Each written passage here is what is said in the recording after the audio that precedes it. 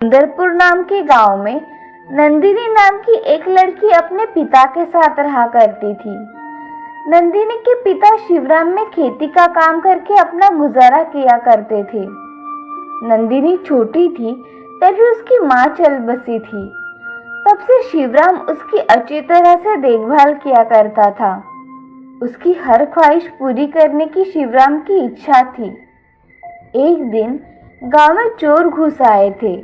वो लोगों के घरों में जाकर जेवर, पैसे आदि लूटा करते थे। एक दिन रात को चोर शिवराम के घर पर आए। वो दबे पांव अंदर आ रहे थे। तभी आवाज आने के कारण नंदिनी की नींद खुल गई और नंदिनी उन्हें सिर्फ देख रही थी। चोर घर का सामान इधर से उधर फेंक रहे थे। उन्होंने पैसे और कुछ जवाहरात जमा किए और वो भागने लगे। तभी नंदिनी ने जोर से चिल्लाई, चोर चोर, पकड़ो पकड़ो। उसकी आवाज सुन शिवराम नींद से उठ जाता है। तभी उसे उसके घर में चोर दिखाई देते हैं। वो जल्दी जल्दी में जोर जोर से पड़ोसियों को आवाज देता है, चोर चोर, पकड़ो, हमारे घर में चोर है। शिवराम की आवाज सुन सभी पड़ोसी नींद से उठ जाते हैं। ये सब देख चोर सब सामान लेकर घर के पिछले वाले दरवाजे से भाग जाते हैं। उनका शिवराम पीछा करता है, मगर वो चोर शिवराम को एक पत्थर उठाकर मारते हैं। वो पत्थर शिवराम के सर पर लगने की वजह से शिवराम वही बेहोश पड़ जाता है। ये देख नंदिनी वहां चिल्लाते हुए आती है। तभी सभी चोर वहां से भाग गए थे। अब पड़ोसी आकर शिवराम को अस्पताल में लेकर चले जाते हैं। शिवराम को सर पर लगने की वजह से गहरी चोट आई थी। शिवराम दवाइयां लेकर पुलिस स्टेशन में चोरी की कंप्लेंट करने के लिए जाता है। शिवराम पुलिस से, नमस्ते साहब। नमस्ते, तुम्हारे सर को क्या लगा है? साहब, मेरे घर पर चोरी हुई है। उसी चोरों ने मुझे पत्थर मारकर जख्मी किया है। मेरी कंप्लेंट लिखवा लीजिए साहब। ठीक है, मगर तुमने चोरों का चेहरा देखा है क्या? नहीं साहब, इतनी रात में मैं उनके चेहरे ठीक से नहीं पहचान पाया। ठीक है, जैसे ही हमें पता लगता है हम तुम्हारा सारा सामान ला देंगे। तुम्हारी कंप्लेंट लिखवा दो। ऐसा कहकर पुलिस कंप्लेंट लिखवाकर अपना काम करने चले जाते हैं। शिवराम अपनी कंप्लेंट लिखवाकर घर चला आता है। घर आते ही नंदिनी बहुत रोने लगी और उसके पिताजी से, पिताजी, उन चोरों का कुछ पता चला? उन्हें कब पकड़ने वाले हैं? नंदिनी बेटा, मैंने पुलिस स्टेशन में जाकर कंप्लेंट की है। पुलिस वाले अब चोरों को पकड़ने ही वाले होंगे। जब पुलिस वाले उनको पकड़ेंगे तो हमें कॉल करके बताएंगे। ऐसा कहकर शिवराम अपने कमरे में आराम करने चला जाता है। अब नंदिनी को पता चलता है कि चोर अभी तक पकड़े नहीं गए थे। ऐसे ही बहुत दिन बीत जाते हैं, मगर चोरों का कुछ पता ही नहीं चलता। इसीलिए नंदिनी शिवराम से, पिताजी, वो चोर कब पकड़े जाएंगे? मुझे नहीं लगता बेटी कि अब वो चोर पकड़े जाएंगे, क्योंकि अब तक पुलिस वालों ने उन्हें पकड़ लिया होता और अभी तक पुलिस वालों का कोई फोन भी नहीं आया। इसका मतलब पुलिस वालों ने उन्हें नहीं पकड़ा। पुलिस के हाथों वो चोर लगे ही नहीं, वो भाग गए होंगे बेटी। पिताजी, मैं बड़ी बनकर पुलिस अफसर बनूंगी। हाँ मेरी बच्ची, तुम बड़ी बनकर पुलिस अफसर बनना। हाँ पिताजी, मैं पुलिस बनकर चोरों को पकड़ूंगी और उन्हें सजा दूंगी। मैं तुम्हें पुलिस अफसर जरूर बनाऊंगा मेरी बच्ची। ऐसा कहकर शिवराम अपना काम करने चला जाता है। अब नंदिनी उस दिन से बहुत मन लगाकर पढ़ाई करने लगती है। उसकी पढ़ाई की लगन देख उसके पिताजी बहुत खुश हो जाते हैं, मगर घर में चोरी हो जाने के कारण जो कमाया वही खाना पड़ता था। ऐसे ही उन दोनों के दिन बीत रहे थे। कभी कभार उनके खाने के लाले भी पड़ा करते थे, मगर वो दोनों वक्त संभाल लेते थे। अब नंदिनी बड़ी हो गई थी, वो कॉलेज में पढ़ने जाने लगी थी।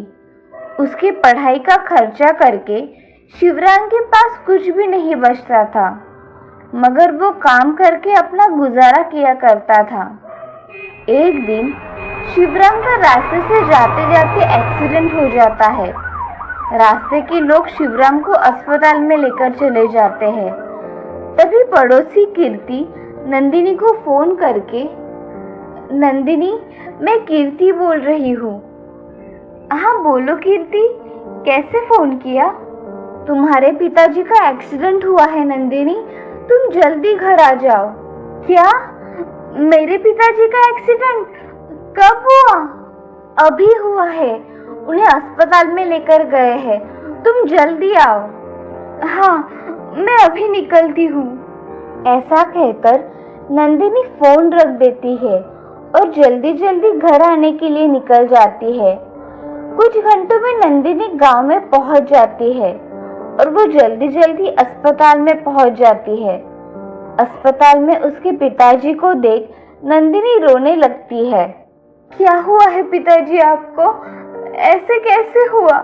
अब उठिए ना। ऐसा कहकर नंदिनी बहुत रोने लगती है।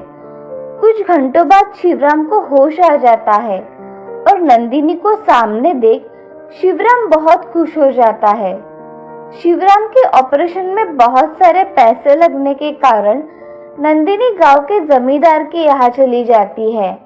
नंदिनी जमींदार से, जमींदार जी, मुझे पैसों की सख्त जरूरत है, पिताजी का ऑपरेशन करवाना है, क्या आप मेरी मदद करेंगे? कितने रुपए चाहिए तुम्हें ऑपरेशन के लिए?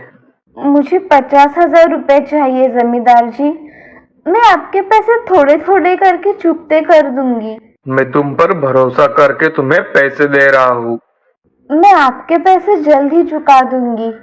आपने मेरी मदद की, इसीलिए मैं आपकी जिंदगी भर ऋणी रहूंगी। नंदिनी जमींदार के पैसों से उसके पिताजी का ऑपरेशन करवाती है। अब कुछ दिनों में शिवराम ठीक होकर घर आ गया। नंदिनी अब लोगों के यहाँ काम करके पैसे कमाया करती थी। उसको काम करते देख शिवराम नंदिनी से, नंदिनी, तुम यहाँ लोगों के यहाँ काम क्यों कर रही हो?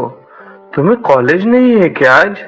पिताजी, मैं सोच रही थी कि आपकी तबीयत ठीक हो जाने के बाद मैं कॉलेज चली जाऊंगी। मगर बिटिया, तुम्हारी पढ़ाई भी तो उतनी ही महत्वपूर्ण है, ये काम तो होता ही रहेगा। पिताजी, मैंने आपके ऑपरेशन के लिए जमींदार से कुछ पैसे कर्ज लिए थे, उन्हें चुकता करने के बाद मैं फिर से पढ़ाई करने चली जाऊंगी। उसकी बातें सुन शिवराम बड़ी सोच में डूब जाता है। तभी शिवराम नंदिनी से, नंदिनी, तुम मेरी वजह से यहाँ मत रुको, मैं वो पैसे चुकते कर दूंगा। और हाँ, तुम्हें पुलिस अफसर ही बनना है। पिताजी, थोड़े दिन बाद मैं पढ़ाई करने जाने ही वाली हूँ और मैं यहाँ रुककर भी पढ़ाई कर ही रही हूँ। ठीक है, तुमने ठान ही लिया है तो ऐसा ही होगा। ऐसा कहकर शिवराम चुप हो जाता है।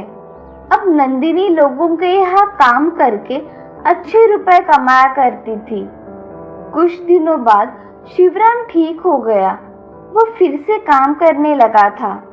ये देख नंदिनी बहुत खुश हो गई और दोनों बाप बेटी ने जमींदार का कर्जा सिर्फ 6 महीने में चुकता कर दिया। अब नंदिनी कुछ दिनों बाद फिर से पढ़ाई करने कॉलेज चली जाती है। वहाँ वो पुलिस अफसर बनने की तैयारी भी कर लेती है। अब ऐसे ही दिन बीत रहे थे। कुछ दिनों बाद नंदिनी के पेपर हो गए। नंदिनी अच्छे गुणों से पास हुई थी और उसका कॉम्पिटिटिव एग्जाम में नंदिनी प्रथम क्रमांक से पास हुई थी। ये देख शिवराम बहुत खुश हो गया था। कुछ दिनों बाद पुलिस का सिलेक्शन हुआ। उसमें मैदानी परीक्षा में नंदिनी पात्र हुई और उसे पुलिस अफसर की पोस्ट मिल गई।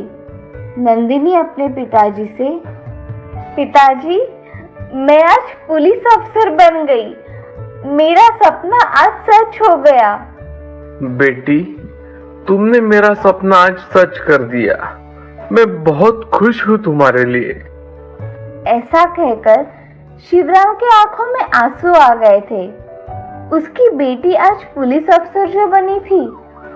नंदिनी उस शहर की सबसे होनहार और होशियार पुलिस अफसर थी, जो हर बुरे काम रोका करती थी और गुनहगारों को सजा देती थी।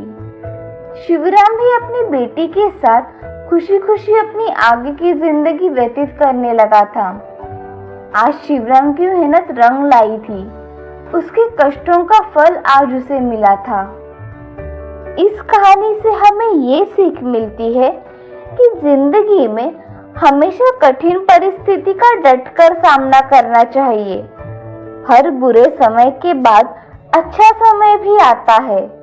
कठिन समय में धैर्य से काम लेना चाहिए और अथक परिश्रम करने चाहिए।